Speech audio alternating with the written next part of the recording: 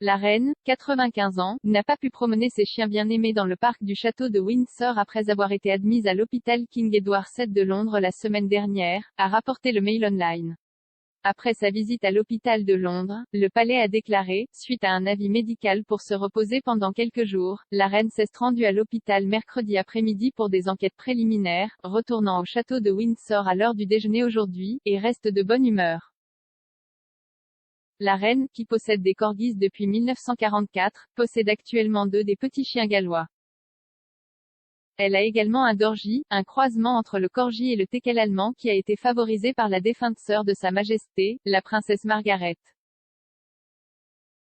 Selon le Mail Online, le monarque amoureux des chiens adore être conduit à promener ses 3 chiens près de Frogmore.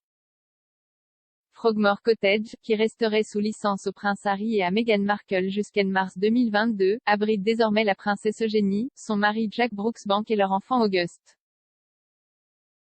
Alors que le Mail Online dit que la famille et les amis de la firme pensent que les promenades quotidiennes des chiens de la reine sont un tonique qui a aidé à garder Sa Majesté en si bonne santé à l'âge de 95 ans, ils affirment que des membres du personnel de la reine ont promené les chiens depuis son admission à l'hôpital.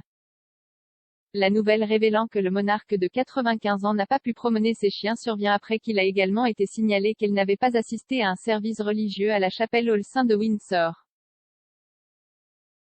Le palais de Buckingham avait déclaré dimanche que la reine était de bonne humeur et entreprenait des tâches légères, tout en se reposant.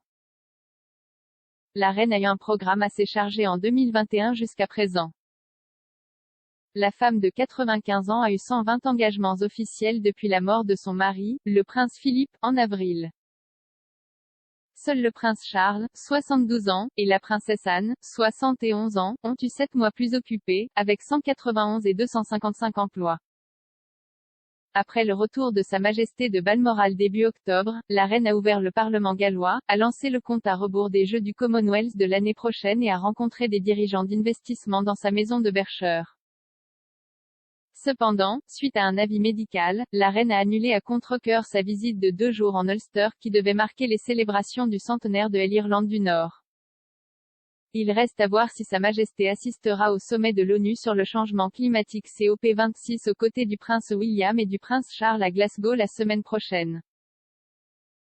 Après la COP26, qui doit durer du 31 octobre au 12 novembre, la reine devrait se présenter au balcon du cénotaphe pour le dimanche du souvenir.